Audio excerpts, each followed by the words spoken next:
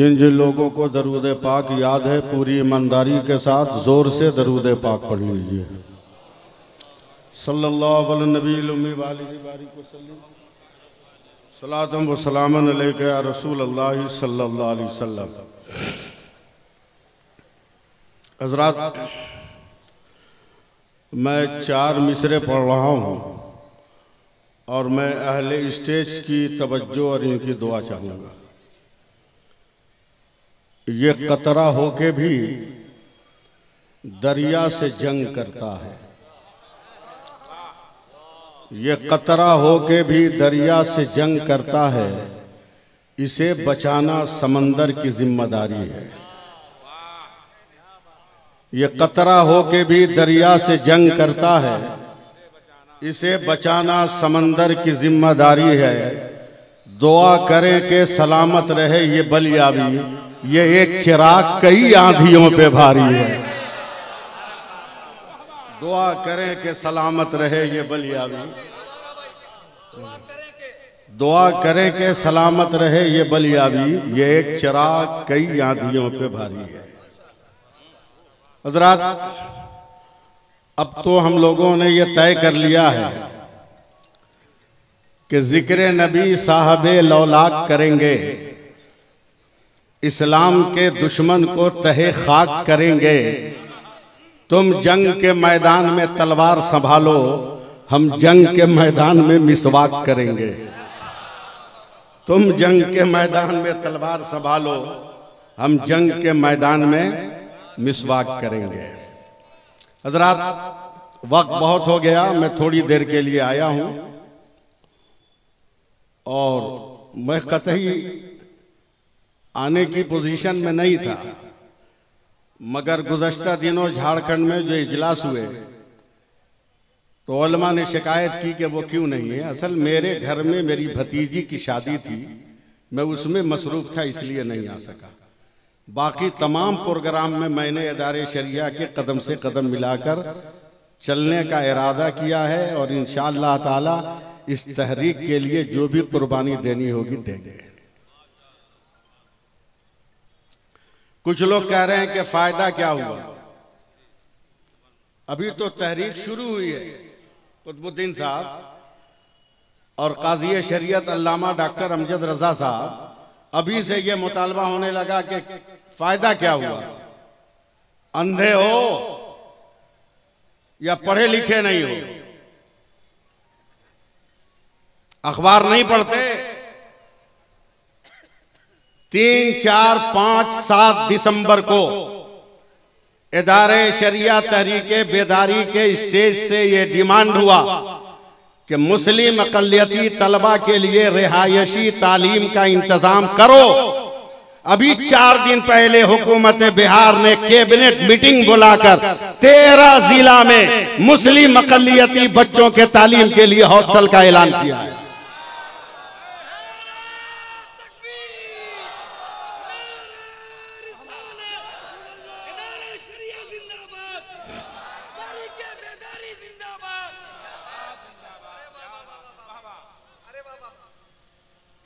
तनकीद करने वालों को शहद की शीरीनी नजर नहीं आती, मगर उसमें गिरी हुई मक्खी नजर आ जाती। करो, कितनी तनकीद करोगे करो, लेकिन अब गरीब बेटियों के बाप को मस्जिदों के दरवाजों पर नमाज के बाद भीख मांगने हम नहीं देंगे। अब गरीब बाप को उसकी जमीन बेचकर बेटियों का ब्याह करने नहीं देंगे। बोलो, हमारे साथ रहोगे कि नहीं रहोगे? हाथ उठाकर तायद करो हर आदमी। कुकुर भोज खाने वालों,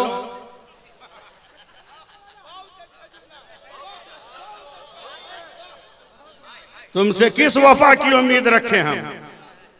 हबीबुल्लाह भाई, करोड़पति, अरबपति, लखपति भिकमंगा को देखना हो ना तो वलीमा में देखिए,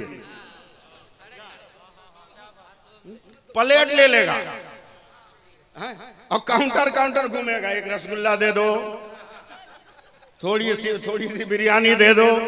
अबे मैं बहुत बड़ी मस्जिद का इमाम हूं, खैरात मांगना है तो आ जाना मेरी मस्जिद के दरवाजे पे, जुमा को माला माल हो जाओगे। बंद करो भीख मांगना, बहुत मांग लिए खैरात। अब शादी कार्ड पर नोट लिखो,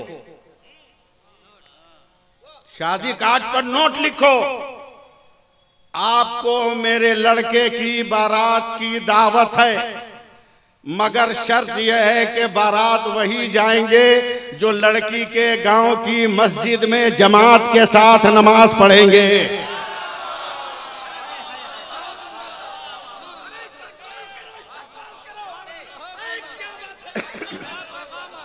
75% लौंडे तो ऐसा ही भाग जाएंगे। और ये लौंडों की क्या बात करो यार, मैं तो हाथ जोड़कर कहता हूं नौजवानों, कम से कम अपनी मां पे रहम करो, मरने से बचाओ उसको, कहीं हार्ट अटैक न कर जाए तेरी मां, कहीं तेरा बाप कहीं रास्ते में तुमको देख के दम न तोड़ दे। बीच चौराहे पर बारात जा रही है, नौजवान डांस कर रहा है, मां कलेजा थाम के करे, या अल्लाह पैदा हुआ तो बेटा था, मैंने दूध पिलाया तो बेटा था, हजाम ने खतना किया तो बेटा था, जश्न मनाया तो बेटा था, मगर ये 18-19 बरस का होके सड़क पर मऊगा कब से हो गया।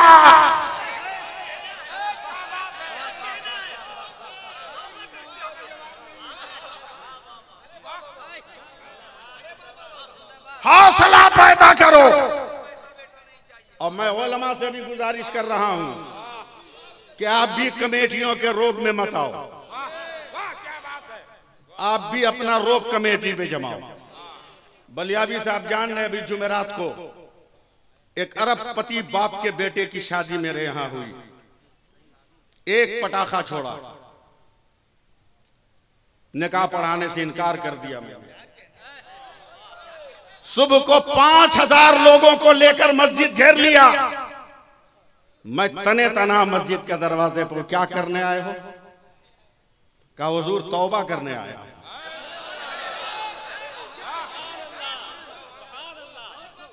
तौबा करने आया, तौबा नामा लिखवाया, मगर फिर भी मैंने रजिस्टर एंट्री नहीं किया। मैंने कहा मैं मस्जिद का इमाम हूं, झूठी रजिस्ट्री नहीं करूंगा। गवर्नमेंट की तरफ से जो मुस्लिम रजिस्ट्रार मुतय्यन है, जा उससे करा ले, मैं इजाजत देता हूं। ऐसा माहौल पैदा करो।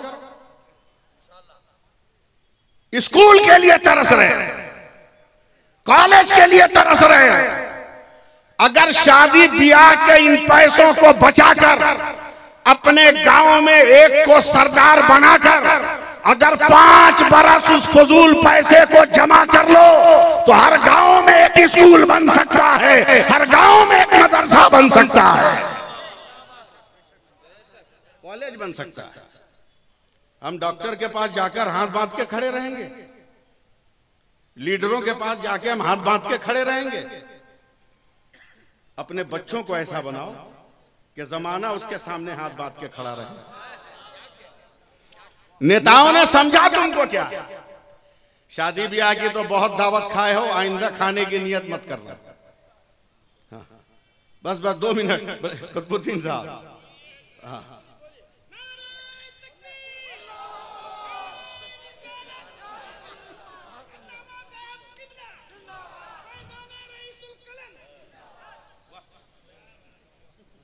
जानते हो बिरयानी का नाम सुना है? अरे बोलो ना।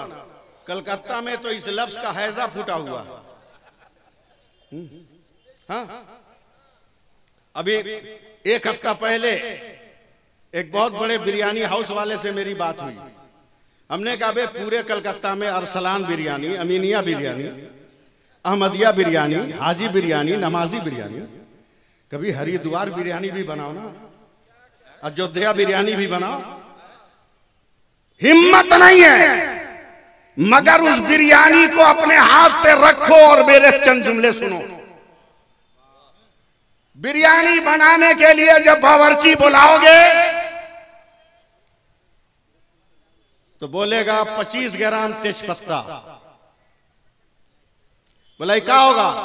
बोला जब तक ये तेजपत्ता नहीं पड़ेगा तब तक खुशबू नहीं आएगी। बावर्ची ने तेजपत्ता डाल के बिरयानी बना दी, मगर बिरयानी में उस तेजपत्ता की हैसियत क्या रही? जब खुशबू की जरूरत थी डाल के बना लिया, और जब खाने का नंबर आया तो चाट कर दस्तरखान पर फेंक दिया। हिंदुस्तान का फिरका परस्त नेता तुम्हें भी तेजपत्ता समझता है, जरूरत पड़ती है तुम्हें शामिल करके अपने होठ की बिरयानी बना लेता है, और खाने का नंबर आता है तो चाट कर किनारे कर देता है। उन्हें बता दो कि तुम तेजपत्ता नहीं हो, हम भारत के मुसलमान हैं, हम तेरे लिए नमक की हैसियत रखते हैं।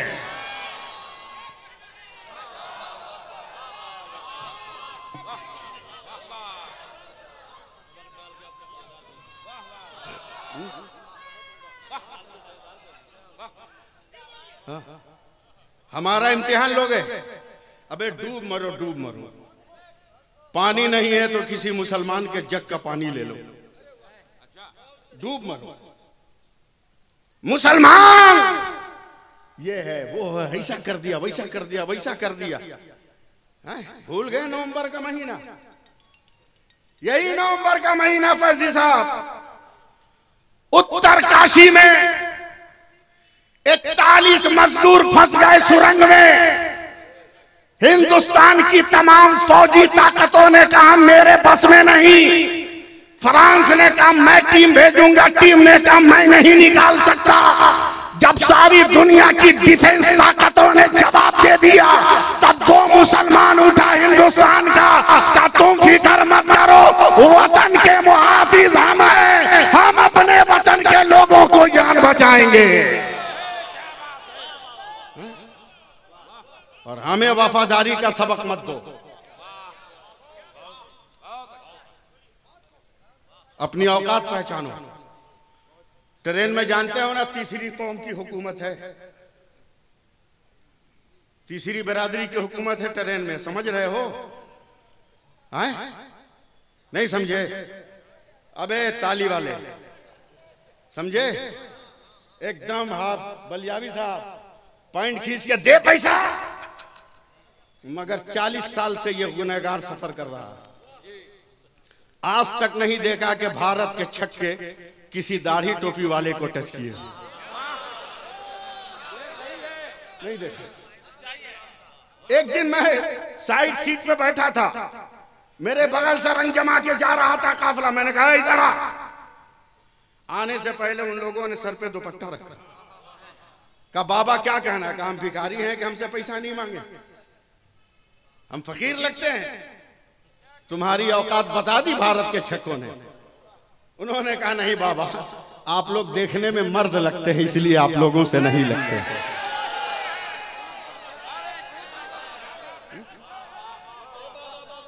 क्या हो समझो, बलियावी साहब से मत पूछो। एक मिनट, खलीफा हुजूर मुफ्ती आजम हिंद अल्लामा मुफ्ती शमसुद्दीन साहब किबला रज़वी से मत पूछो। हजरत सैयद अलकमा शिबली साहब से मत पूछो। हमारे ये जितने अकाबिर उलमा हैं इनसे मत पूछो। स्कूल में साइंस पढ़ाने वाले टीचरों से पूछो, ज्योग्राफिया पढ़ाने वाले टीचरों से पूछो। इधर इधर देखिए, इधर देखिए, उस्ताद से पूछो। पूरी दुनिया में सूरज निकलता है, जरा बताओ तो कहां कैसे निकलता है? तो पूरी दुनिया का साइंसदान कहता है तहरीके बेदारी में आने वालों एक एक आदमी को जवाब देना होगा। पूरी दुनिया का साइंटिस्ट कहता है मौलाना, उलमा की तवज्जो चाहूंगा, पाकिस्तान में सूरज अगर 35 डिग्री पे निकलता है तो 71 डिग्री पे गुरूब होता है। बांग्लादेश में सूरज अगर 35 डिग्री पे निकलता है 74 डिग्री पे गुरूब होता है। अफगानिस्तान में सूरज अगर 45 डिग्री पे तलू होता है तो 88 डिग्री पे गुरूब होता है। मगर वही साइंसदान जब हिंदुस्तान के नक्शे पर उंगली रखता है तो दुनिया का साइंटिस्ट कहता है मौलाना हिंदुस्तान में सूरज 66 डिग्री पे तुलू होता है और 92 डिग्री पर गुरूब होता है।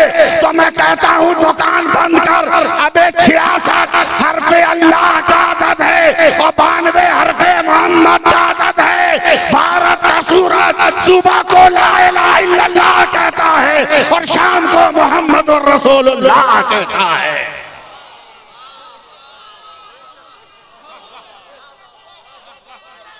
बलियावी साहब को कमजोर समझ रहे हो? क्या हुआ?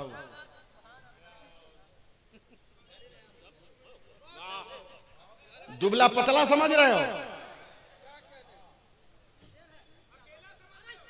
अकेला समझ रहे हो? अबे देख उसके दाहिने हाथ पे बैठने वाला सैफुल्लाह अलीमी, बाएं हाथ पे बैठने वाला कुतुबुद्दीन है और चारों तरफ से बैठने वाले ये उलमा हैं और इनकी तू बराबरी नहीं कर सकता। तू जमींदार का बेटा वारिस होगा, चौकीदार का वारिस होगा, तू किसी सरदार का वारिस होगा, मगर ये उलमा है, ये नबियों के वारिस हैं। बलियावी साहब इन दलाल नेताओं से और दलाल मौलवियों से डरने की जरूरत नहीं। जरूरत पड़ेगी तो मुंह में उंगली डाल के हलक से जबान निकाल लेंगे तनकीद करने वालों की, मगर अपनी बेटियों को बिकते हुए नहीं देखेंगे। बोलो जहेज लोगे? डिमांड करोगे? हाथ उठाओ, हाथ उठाओ, हाथ उठाओ।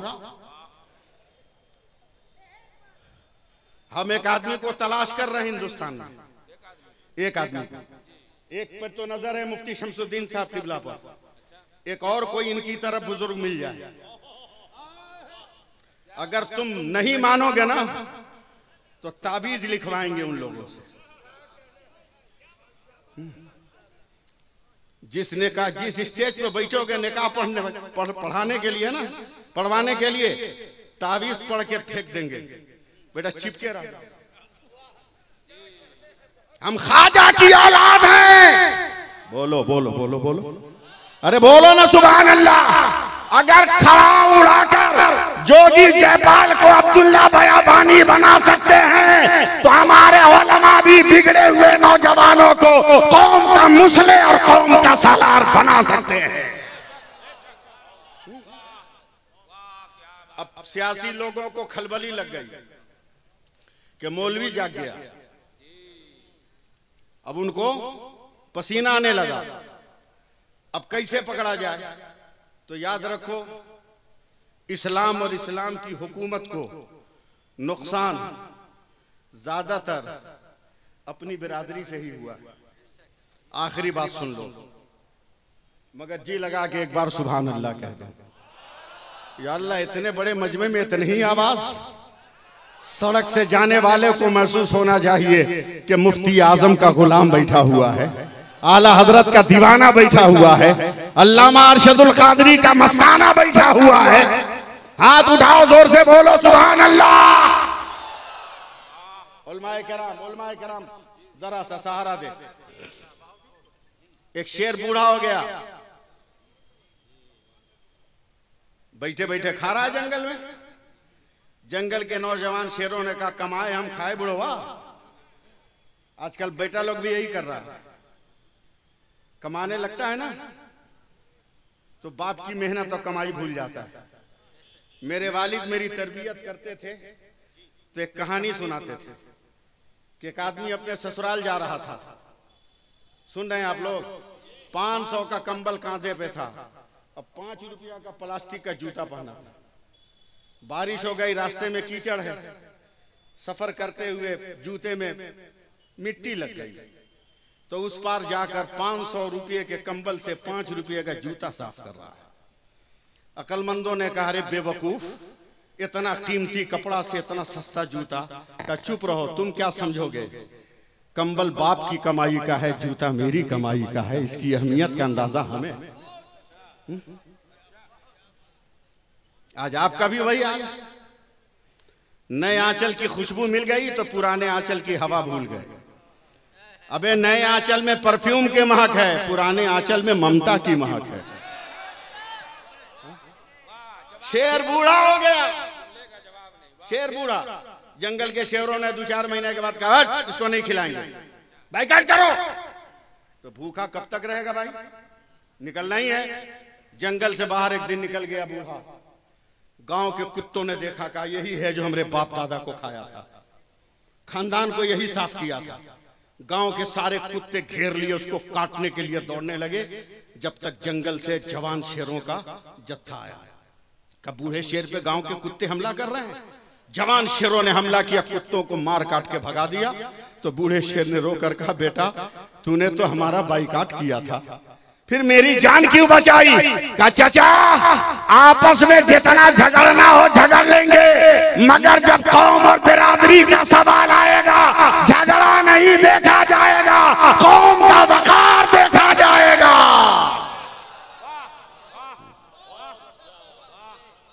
इसलिए इस इत्तिला, इस इरादे के साथ मैं अपनी बात खत्म कर रहा हूं कि ज़माने को ये पैगाम दे दो। 4 मिसरा पढ़ूं और मैं रुखसत हो जाऊं आपसे कि बस 4 मिसरे सुन लीजिए सैयद साहब। उसके बाद ये गुनहगार तो आपके साथ जुड़ा हुआ है, मगर फिर ये लफ्ज़ मैं कहूँगा, कोई ज़िंदगी की इतनी बड़ी भूल न करे कि बलियाबी को अकेला समझे। समझे? हम रूह की ताकत पे कम भरोसा करते हैं, रूहानियत की ताकत पे ज़्यादा भरोसा करते हैं। समझे? हमें बचाने के लिए, हमारी मदद करने के लिए कब्रों में छुपे हुए हमारे मुहाफिजीन बहुत हैं हमारे लिए। बस आखिरी 4 मिसरे सुन लो और देखता हूं कौन कौन साथ देता है मेरा। तो खीर बाबू के भारत के ये कहते हैं सिसकते हुए मंजर, मैं जानता हूं आप कुछ नहीं बोलिएगा। भारत के ये कहते हैं सिसकते हुए मंजर, ख्वाजा पिया के ख्वाब की ताबीर नहीं है। हर धर्म के लोगों का यहाँ हक है बराबर, भारत किसी के बाप की जागीर नहीं है। अस्सलाम वालेकुम।